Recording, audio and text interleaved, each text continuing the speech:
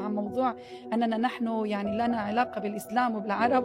يعني غريبة أن بعض الأمور هي للاضطهاد لكن تحولت إلى شكل احتفالي. تحولت إلى احتفال. أنا الأمس عندما قابلتك أول مرة حكيت لك هذه القصة.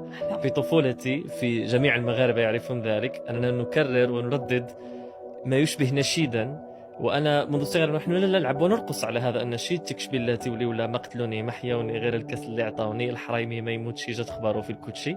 فأعلم بالصدفة في محاضرة وأنا كبير على أنه نشيد موريسكي.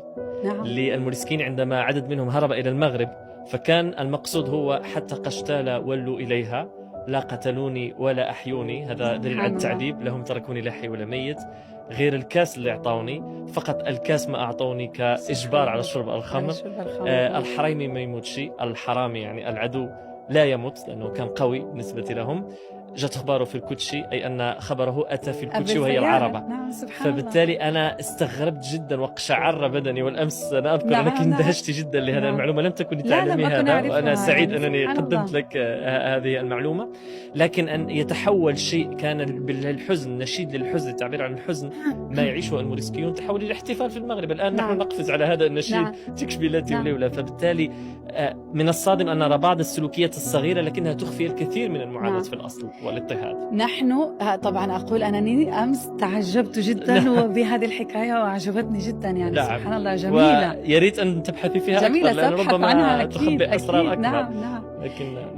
لكن بقيت هذه الأشياء الجميلة، لكن في أسبانيا للأسف يعني هذه الأشياء بقيت، لكن من الناحية الأخرى نحن إلى اليوم نحتفل في معظم قرى أسبانيا بالذات في الجنوب سقوط الأندلس.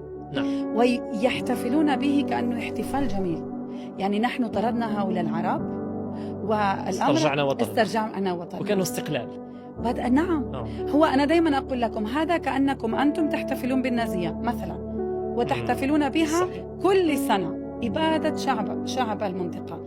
حتى كنت مرة يعني قدمت محاضرة في مدينة غاليرا، لأن مدينة غاليرا كانت يعني مدينة حصلت فيها إبادة قوية جدا، يعني حتى يعني هناك مصادر كثيرة موجودة تتحدث عن إبادة شعب غاليرا، لأنهم هم كانوا في حروب غرناطة من أحد الشعوب التي صمدت جدا، وكانت هناك يعني إبادة عجيبة، يعني مئات